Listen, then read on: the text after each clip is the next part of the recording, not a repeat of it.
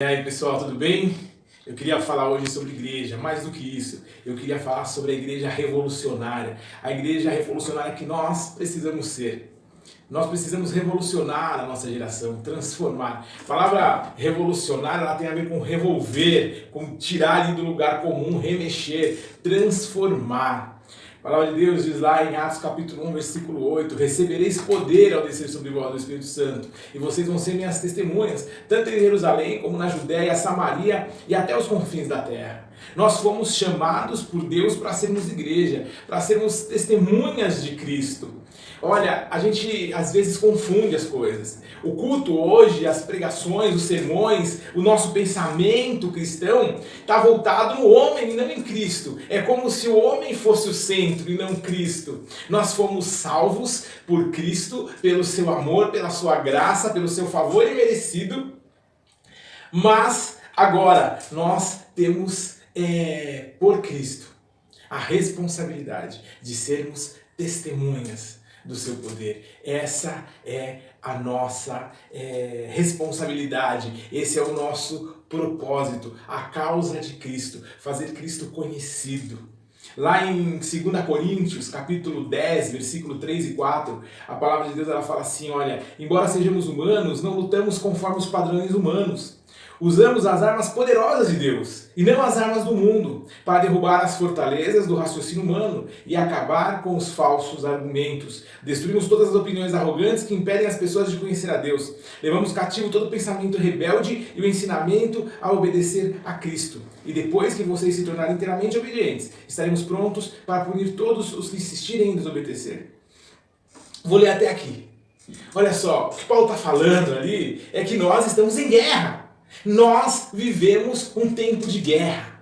Só que as nossas armas, elas não são humanas. Eu não uso armas humanas. E quando Paulo fala sobre armas humanas, ele não está falando só de espada, de revólver, de faca, mas ele está falando de filosofias humanas, de padrões humanos. A igreja, ela não está para seguir padrões, mas ela está para criar novos padrões. Ou mais do que isso, inserir os padrões de Cristo nos corações das pessoas através da pregação da palavra.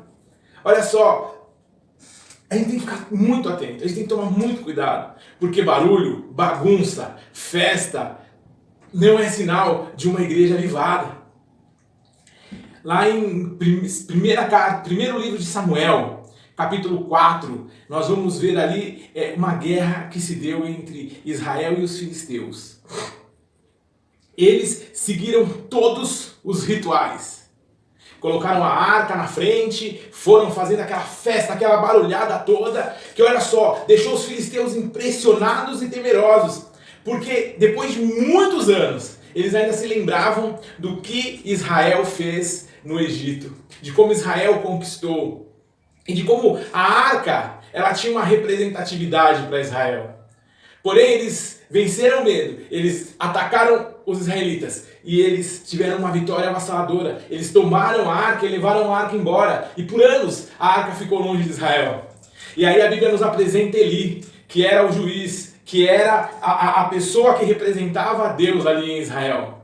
E a imagem que nós temos de Eli é de um homem gordo, que não consegue mais levantar da cadeira. É de um homem velho e paralisado. É de um homem cego. Havia barulho, havia festa, havia esperança, mas não havia uma vida verdadeira. Os filhos de Eli são mortos. Quando ele recebe a notícia, ele começa a sentir mal e ele pergunta da arca e falam que a arca foi levada. E então ele tenta se levantar e não consegue e ele cai para trás e morre. Quando o apóstolo Paulo ele fala sobre a Santa Ceia e ele fala, olha, por causa disso há muitos fracos, doentes e muitos que dormem. Por quê? Porque não discernem do corpo e do sangue de Cristo. Cristo deve estar em primeiro lugar e nós precisamos ser uma igreja revolucionária. Nós precisamos levar Cristo, nós precisamos levar transformações. Olha só, Israel, no tempo de Cristo e logo depois, não é? Da crucificação e da ressurreição de Cristo. As mulheres elas não eram nada, elas não tinham opinião nenhuma, elas não podiam interferir em nada, mas na igreja, para o cristianismo, elas se tornaram mulheres fortes, conhecidas. A reforma que houve em Israel na época de Josias, uma das peças-chave da reforma foi uma profetisa mulher. A Bíblia, a igreja, Cristo sempre colocou a mulher em primeiro lugar. Isso é revolucionário. Quando houve o avivamento da Rua Azusa, havia a segregação racial nos Estados Unidos.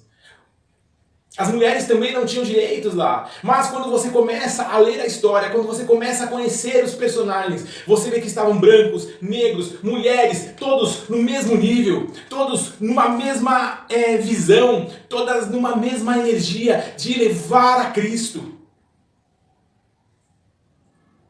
Nós precisamos exercer relevância como igreja. Nós precisamos revolucionar, mas não é fazendo textão no Facebook, no Instagram, não é discutindo, não é brigando politicamente que a gente vai fazer isso. É orando, é com o joelho no chão, orando pelas vidas, orando por aqueles que estão sem Cristo, orando pelo país, para que o Senhor não mude o país para que a minha vida fique melhor, mas para que o Senhor entregue o país nas minhas mãos, para que no nome de Jesus eu possa ser uma ferramenta para converter as vidas a Cristo. As armas da nossa milícia, as armas da nossa luta, nós estamos em guerra. Se você acha que você vive um tempo de paz com o mundo, esquece, negão. Nós estamos em guerra e as nossas armas são armas espirituais. E as nossas armas são a oração, jejum, é o conhecimento da palavra. Conhecereis a verdade e a verdade vos libertará. Nós devemos levar a palavra ali como 2 Timóteo diz 4:2, a tempo e fora de tempo. Amém? Porque nós fomos chamados como igreja. O apóstolo Pedro ele fala: não vocês são raça eleita, sacerdócio real, povo de propriedade exclusiva de Deus. Para quê? Para revelar a Cristo. Se não for assim, pode até ter uma aparência que está tudo bem, mas não está. Pense nisso. Se você gostou desse vídeo, eu quero te pedir, curta, compartilhe, me ajude a levar a palavra de Deus. Valeu? Fica na paz.